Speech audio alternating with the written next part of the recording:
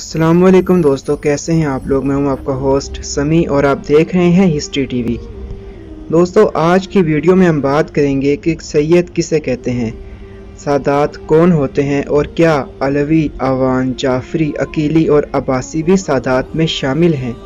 तो चलिए आज की वीडियो शुरू करते हैं। उससे पहले अगर आपने हमारा चैनल सब्सक्राइब नहीं किया तो पहले इसको सब्सक्राइब कर लें ताकि ऐसी वीडियोस आपको हमेशा मिल सके। सैयद का मतलब आका और सरदार है। ये एक लक़ब है जिसके अरबी में मानी वही हैं जो उर्दू में जनाब और इंग्लिश में सर के हैं।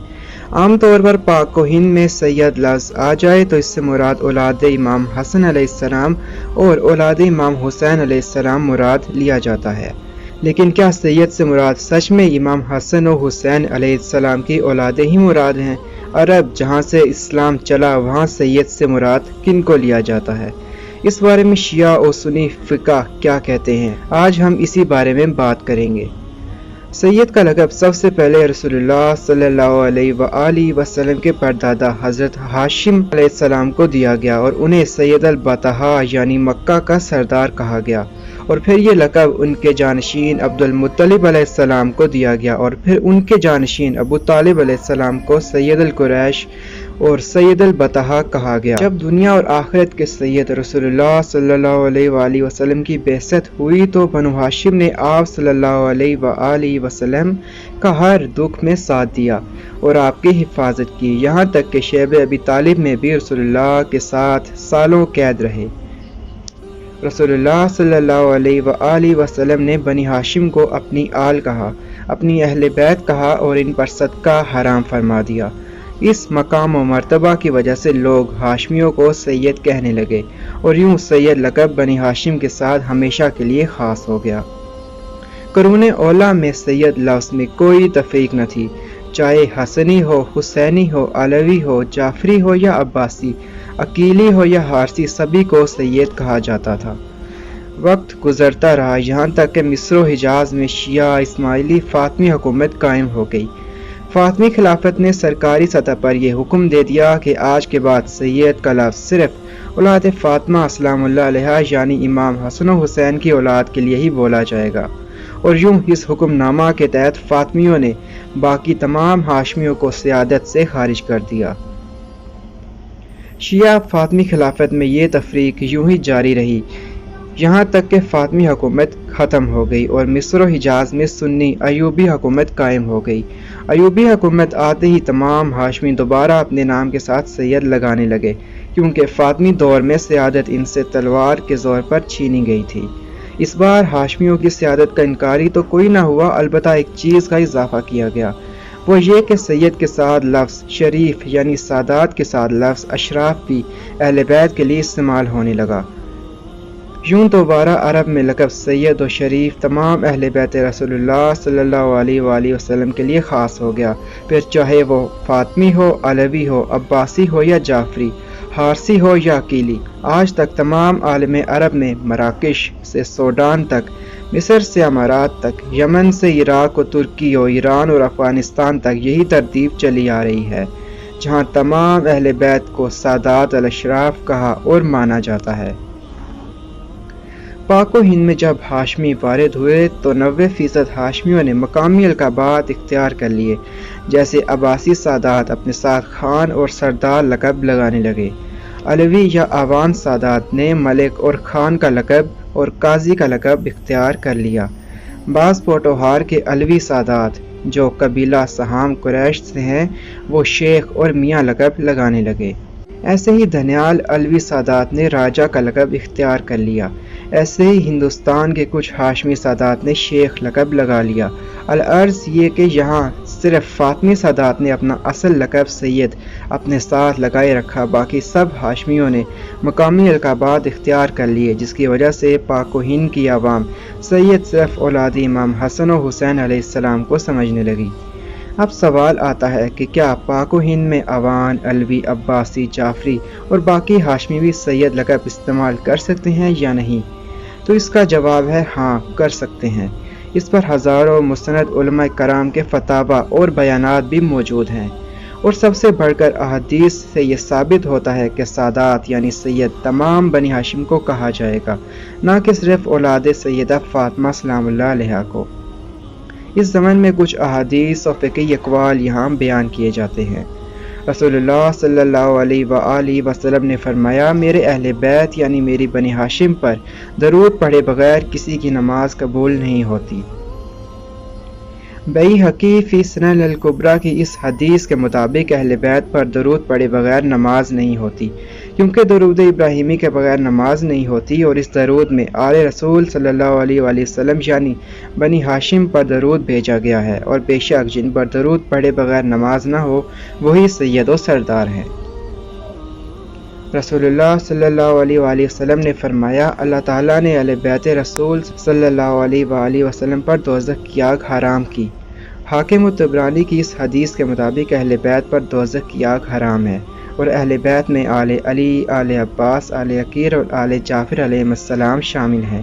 یہ غدیر خم کی حدیث سے ثابت ہے، اور غدیر خم کی حدیث میں رسول اللہ صلی اللہ علیہ وآلہ وسلم نے ان حضرات اور ان کی قیامت تک جاری رہنے والی اولادوں پر صدقہ حرام فرما دیا اور ان کو اپنی آل میں شامل کر لیا۔ اب جو آل رسول صلی اللہ علیہ وآلہ وسلم ہوں، جن پر صدقہ حرام ہو، جن پر دوزخ حرام ہو، ان سے بڑا سید بھلا کون ہوگا؟ بے شک تمام بنو ہاشمی سید و سردار ہیں۔ ایک اور جگہ رسول اللہ صلی اللہ علیہ وآلہ وسلم نے فرمایا بنو ہاشم کے بارے میں کہ تم مجھ سے ہو اور میرے ساتھ ہو۔ یہ حدیث بحار الانوار سے لی گئی ہے۔ جبرائیل رسول اللہ صلی اللہ علیہ وآلہ وسلم کے پاس آئے اور آپ سے فرمانے لگے کہ خداوند نے بنو ہاشم میں سے 7 افراد کو منتخب کیا، جن کی مثل نہ اس سے پہلے خلق ہوئی اور نہ ان کے بعد خلق ہوگی، جو جنت کے سردار ہیں۔ یا رسول اللہ، آپ کے وصی علی، آپ کے نواسے حسن و حسین، آپ کے چچا حمزہ سید الشہداء، اور آپ کے ابن یعنی آپ کے چچا کے بیٹے جعفر، اور امام مہدی علیہ السلام۔ الکافی کی اس حدیث کے مطابق یہ افراد جنت کے سردار ہیں، لہذا جو جنت کا سردار ہو اس سے بڑا سید بھلا کون ہوگا؟ اس حدیث کے مطابق مولا علی علیہ السلام، حضرت جعفر علیہ السلام سید ثابت ہوتے ہیں، اور سید کی اولاد بھی سید ہی ہوتی ہے، یعنی علوی اور جعفری سید ہیں۔ ابن عباس علیہ السلام سے روایت ہے کہ رسول اللہ صلی اللہ علیہ وآلہ وسلم نے مولا علی علیہ السلام سے فرمایا کہ اے علی، تم دنیا میں بھی سید اور آخرت میں بھی سید ہو۔ مستدرک الحاکم کی اس حدیث کے مطابق مولا علی علیہ السلام کو رسول اللہ نے سید کہا۔ اب یہ کیسے ممکن ہے کہ سید کی آدھی اولاد سید اور آدھی غیر سید ہو؟ بے شک مولا علی علیہ السلام کی تمام اولاد ہی سید ہے۔ ایک اور موقع پر رسول اللہ صلی اللہ علیہ وآلہ وسلم نے اپنے چچا عباس علیہ السلام اور مولا علی علیہ السلام کو عرب کا سید کہا۔ اس حدیث کے مطابق عباسی بھی سادات شمار ہوتے ہیں۔ فقہ جعفریہ کا بنیادی اصول ہے کہ فقہی لحاظ سے سید وہ ہوگا جس کا نسب باپ کی طرف سے حضرت ہاشم علیہ السلام سے ملتا ہوگا۔ مسلک شافعی و مالکی میں تو بنو ہاشم کے ساتھ ساتھ حضرت ہاشم علیہ السلام کے بھائی حضرت مطلب علیہ السلام کی اولاد یعنی بنو مطلب بن عبد مناف کو بھی اہل بیت اور سید کہا گیا ہے۔ اس کی دلیل وہ اس بات سے لیتے ہیں کہ بنو مطلب بن عبد مناف شیب ابی طالب میں بنو ہاشم کے ساتھ رہے، اور رسول اللہ نے فرمایا بنو ہاشم اور بنو مطلب ایک ہی ہیں۔ یہ کہتے ہوئے رسول اللہ نے اپنی 2 انگلیوں کو ایک ساتھ جوڑا۔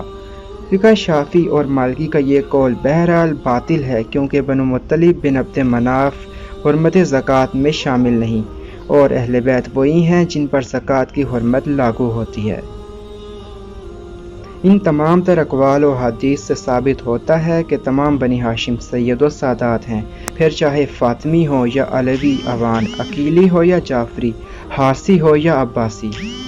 بے شک تمام بنی ہاشم یعنی تمام اہل بیت رسول صلی اللہ علیہ وآلہ وسلم سید و سردار ہیں، لیکن اس کا مطلب یہ ہرگز نہیں کہ سبھی سادات افضلیت میں برابر ہیں۔ افضلیت کی بنیاد پر سادات کرام میں 3 درجہ بندیاں ہیں۔ سب سے افضل سادات فاطمی سادات یعنی اولاد حسن و حسین علیہ السلام ہیں، کیونکہ یہ سادات رسول اللہ کی نسل سے ہیں کہ رسول اللہ صلی اللہ علیہ وآلہ وسلم نے فرمایا میری نسل میری بیٹی فاطمہ سے چلے گی۔ اس افضلیت کی بنیاد پر فاطمی سادات باقی سادات سے درجہ فضیلت پر ہیں۔ اس کے بعد تمام سادات سے افضل علوی سادات ہیں، کیونکہ یہ مولا علی علیہ السلام کی اولاد ہیں، اور مولا علی علیہ السلام بعد رسول اللہ صلی اللہ علیہ وسلم نہ صرف پوری دنیا کے انسانوں سے بلکہ بنو ہاشم میں بھی سب سے افضل ہیں۔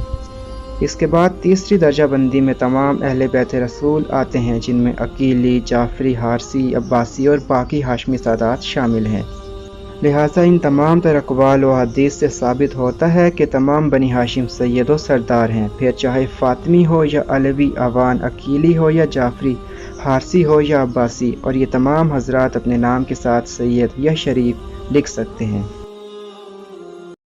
كل من حرم الزكاة، كل من حرمت عليه الزكاة يقال له شريف. العباسيين والعقيليين والعلويين والجعفريين كل هؤلاء أشراف، كلهم أشراف. سید کے لقب کی کیا شرعی حیثیت ہے؟ سید سے مراد جو ہمارے اسٹیبلش چل رہے ہیں وہ اہل بیت کے لیے چل رہا ہے، جو یعنی آل عقیل، آل جعفر، آل عباس اور آل علی۔